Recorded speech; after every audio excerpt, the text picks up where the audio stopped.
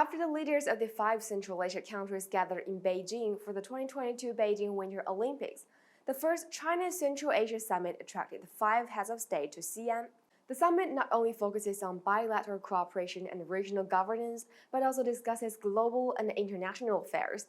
As the first major diplomatic event hosted by China this year, the summit is also a milestone, being the first in-person meeting between the leaders of China and the Central Asia countries. On the cornerstone of mutual trust, mutual benefit, openness, and inclusiveness, the relationship as well as the bilateral cooperation between China and Central Asia has enjoyed 3 golden decades. China has established full strategic partnerships with all the 5 Central Asia countries. 4 China-Central Asia foreign ministers' meetings have been held regularly since 2020, via which programs including the China-Central Asia Agricultural Cooperation Center, the Silk Road Archaeological Cooperation Research Center, the Traditional Medicine Center, and the Luban workshops were inaugurated.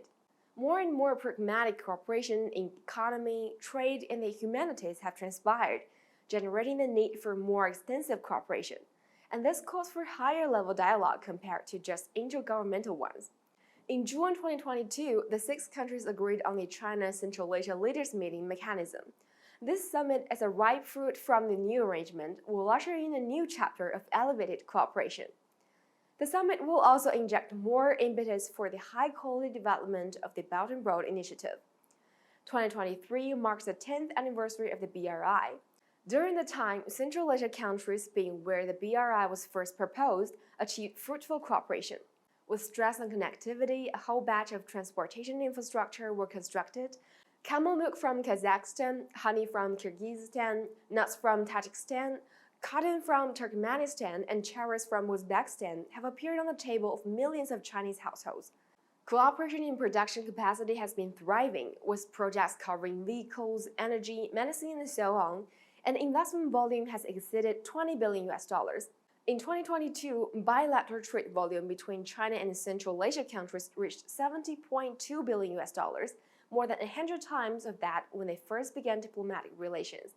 However, the BRI is even more significant in that it has brought Central Asia countries the mentality China upholds, which features openness, inclusiveness, cooperation, and win-win.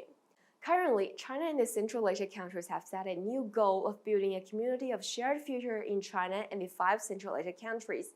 All 6 countries are against Cold War mentality and power politics, setting an example for major and small countries to cooperate on an equal footing. Today's world is packed with challenges. In the context, active dialogue and mutual support between China and Central Asia countries to confront the challenges together will not only make greater contributions to the stability and prosperity of Asia, but also serve as a model for multilateral collaboration worldwide. Thank you for watching. I'm Xu Yi in Beijing.